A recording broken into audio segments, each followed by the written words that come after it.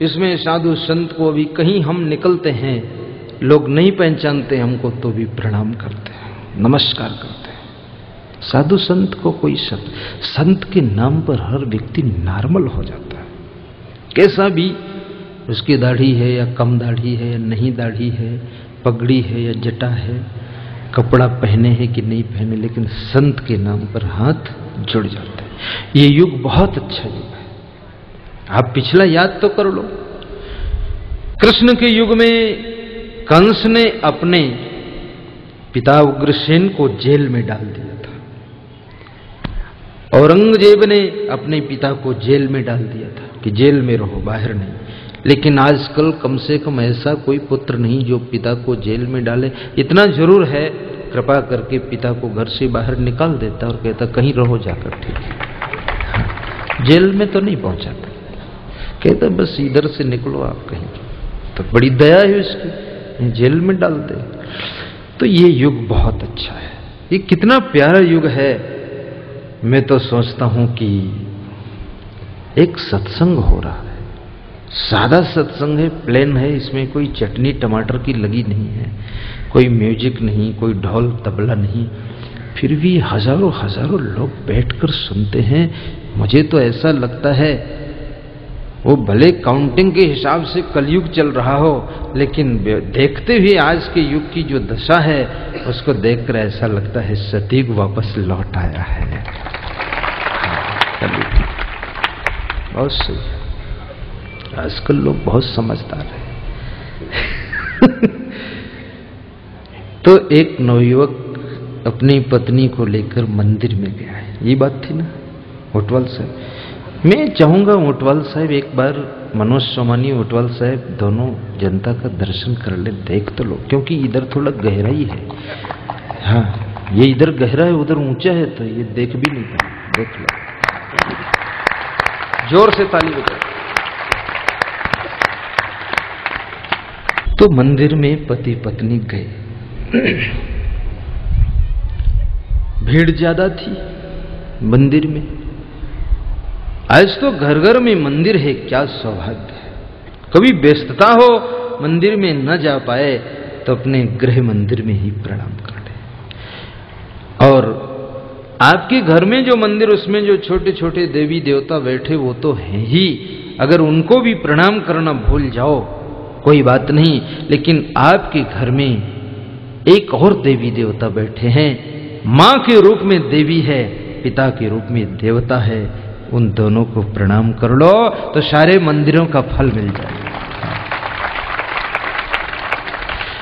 और वे अगर परलोक चले गए हैं तो फिर तो आपके घर में जो आपकी पत्नी है वो बहुत बड़ी देवी है, उसको चुपके से नमस्कार कर लो और बोल दो आपका ही सहारा है, अब माता पिता तो चले, फिर तो बहुत सुख मिलेगा।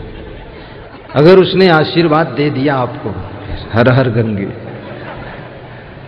हर हर महादेव, घर घर महादेव।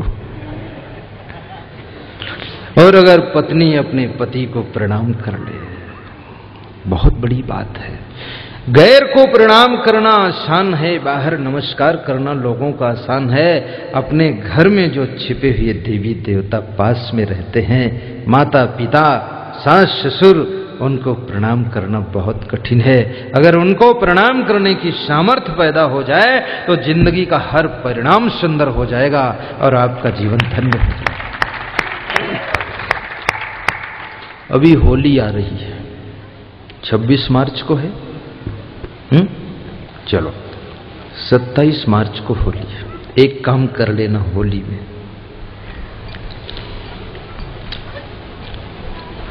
थोड़ा फूल ले आना घर में। घर को स्वर्ग बनाने की कला सिखा रहा हूं आज आपको। थोड़ा सा खुला फूल और 2-4 माला ले आना। अपने सास ससुर को कुर्सी पर बिठा देना, माता पिता को बिठा देना। शाम को सूर्यास्त हो जाए, उसके बाद दीपक जल जाए, उसके बाद फिर उनको एक एक माला पहना कर थोड़ा फूल उनके चरणों में अर्पित कर ले और फिर उनके सामने मंत्र बोल देना, क्या तुम ही मेरे मंदिर, तुम ही मेरी पूजा, तुम ही देवता, तुम ही देवता।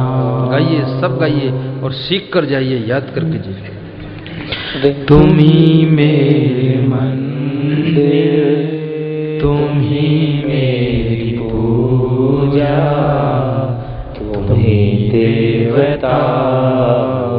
बहुत अच्छा, तुम ही देवता। आज हमारे चीफ प्रोग्राम डायरेक्टर मेरे कान में बोलने आए थे कि गुरुदेव थोड़ा ढंग से सत्संग कर देना। मैंने कहा आज बिगाड़ दूंगा मैं। वो छोटा बच्चा है, वो चीफ प्रोग्राम डायरेक्टर है, पूरे इंडिया नेपाल की सब प्रोग्राम हमारे वही टैकल कर दे। खड़े हो जाओ बेटा, देव पर जी, देख लो इधर आ जाओ।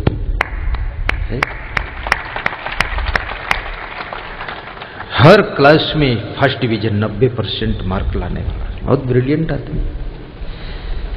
भाग्य से मिल गया हमको, नहीं तो चेला भी ऐसे मिलते हैं गुरु को निपटा देंगे। कितने गुरु निपट गए, जल्दी मोक्ष हो गया उनका। गुरु ने भी कहा कि मैं तो कृपा करता हूं पर तुम सबने कृपा कर दी, जल्दी निपट गए। शिष्य भी बड़े सौभाग्य से अच्छे शिष्य मिलते हैं, सही बात। छोटे छोटे अपने बच्चों को लेकर के मंदिर में पहुंच गया है। भीड़ ज्यादा है, मंदिर में भीड़ हो, सत्संग में भीड़ हो, ये हमारे देश का सौभाग्य है। ऐसे तो सब जगह भीड़ है, लेकिन सत्संग की भीड़ शुभ है, मंदिर की भीड़ शुभ है।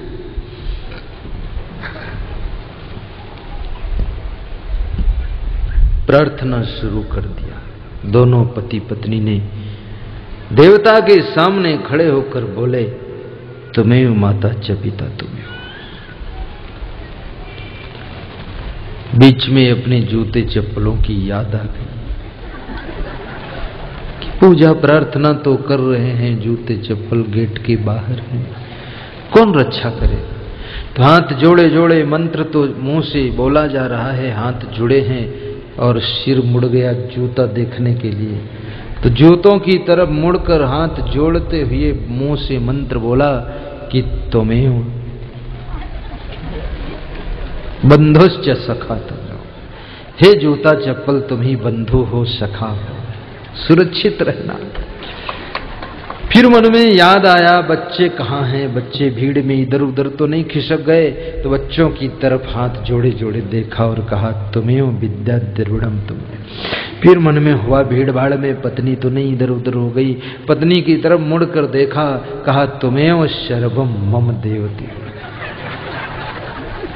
तो पीछे पुजारी खड़ा था, उसने कहा ये मंत्र तेरा बिल्कुल ठीक है, आज तक मेरी समझ में भी नहीं आता था पर आज अर्थ निकल आया।